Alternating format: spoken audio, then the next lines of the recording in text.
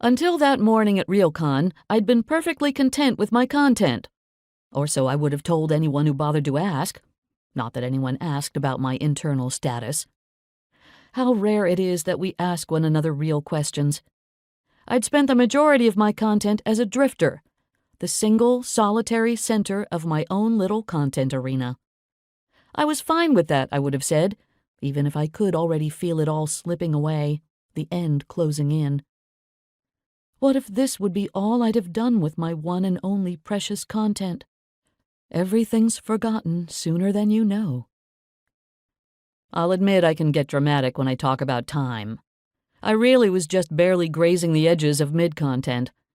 Still, a certain sense of desperation had begun to creep up on me, especially at night, when I couldn't possibly focus on work for another minute, no matter how hard I tried to stop my eyelids from growing heavy.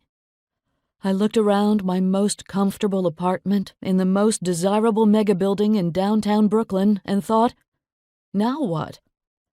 I'd started wanting something more, to become something, increase my meaning, even as I knew at the same time that was impossible.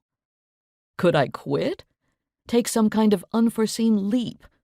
Refocus on music, art, something more productive? Over a decade ago, I'd attended Art Space in hopes of becoming another type of master creator. Guitar, installations, real poetry.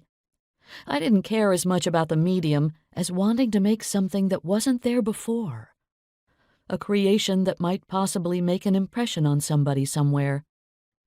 Instead, I learned that this was impossible, and how letting go of a dream can set you free. I returned to EduReel to learn something more concretely useful, the design and programming of AL pals. Once algorithms, then allies, now all of it, that streamline our content and increase our ease. I became proficient, scored a real job, and spent countless satisfyingly evaporating hours at the little desk in the corner of my bedroom. Inertia is always the easier choice. I made no further decisions, took no leaps. I settled into content at Reel, hoping it would be the feeding ground for another breakthrough for a fascinating new product to further eliminate boredom or increase ease.